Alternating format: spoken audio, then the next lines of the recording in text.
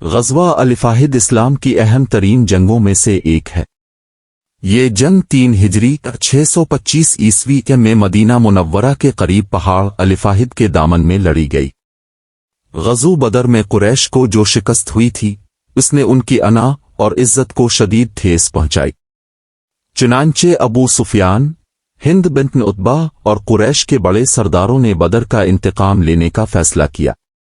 انہوں نے 3000 افراد کی فوج تیار کی، 700 زرہ پوش، 200 گھوڑے، کئی عورتیں بھی ساتھ لائیں تاکہ مرد پیچھے نہ ہٹیں۔ مسلمانوں کی تعداد صرف 700 کے قریب تھی اور اسلحہ بھی کم تھا۔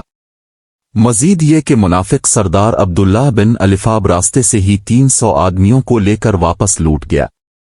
نبی کریم نے پہاڑ الفاہد کو پیچھے رکھا، سامنے کھلا میدان رکھا، ایک چھوٹی پہاڑی پر 50 تیر انداز تعینات کیے جن کے امیر حضرت عبداللہ بن جبر تھے، اور سخت تاکید فرمائی، چاہے ہمیں فتح ملے یا شکست، تم نے اس پہاڑی کو ہرگز نہیں چھوڑنا۔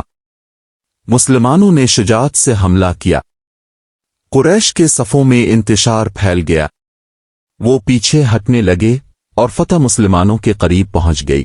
4 تیر اندازوں کی غلطی۔ جب بعض تیر اندازوں نے دیکھا کہ قریش بھاگ رہے ہیں، مال غنیمت جمع ہو رہا ہے، تو ان میں سے 40 افراد پہاڑی چھوڑ کر نیچے اتر آئے۔ صرف 10 صحابہ وہاں رہ گئے۔ یہی وہ کمزوری تھی جس کا فائدہ انہوں نے اٹھایا۔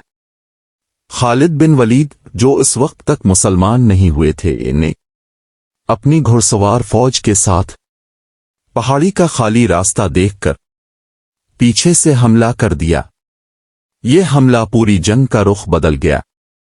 دشمن 3 اطراف سے حملہ آور ہوا، مسلمان منتشر ہو گئے، بہت سے صحابہ شہید ہوئے، اب پر شدید حملہ کیا گیا، مبارک دندان مبارک شہید ہوئے، چہرہ زخمی ہوا، خود کی کڑیاں سر میں پیوست ہو گئیں، اب زمین پر تشریف لے آئے۔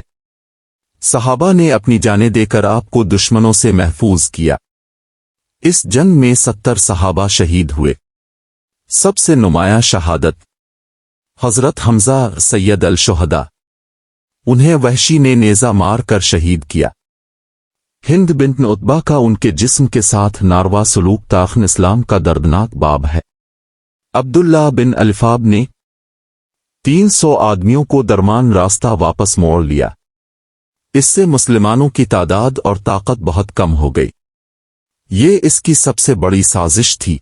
اللہ تعالیٰ نے سورہ عمران میں اس جنگ کے اسباب، مسلمانوں کی غلطیاں، منافقین کی فطرت، صبر اور تقوی کا درس تفصیل سے بیان فرمایا۔ اللہ تعالیٰ نے فرمایا، یہ تمہاری آزمائش تھی کہ تم حکم پر ثابت قدم رہتے ہو یا نہیں۔ مسلمانوں کو بظاہر نقصان پہنچا، لیکن قریش بھی مدینہ پر قبضہ نہ کر سکے۔ جنگ فیصلہ کان ثابت نہ ہوئی، لیکن مسلمانوں کے لیے عظیم تربیتی سبق بن گئی۔ جب تک مسلمان رسول اللہ کے حکم پر قائم رہتے ہیں، کوئی طاقت انہیں شکست نہیں دے سکتی۔ قریش بدر کا بدلہ لینے آئے، مسلمانوں کی تعداد کم تھی، تیر اندازوں کی غلطی سے جنگ کا رخ بدل گیا، رسول اللہ زخمی ہوئے، 70 صحابہ شہید ہوئے۔ قرآن نے اہم دروس بیان کیے۔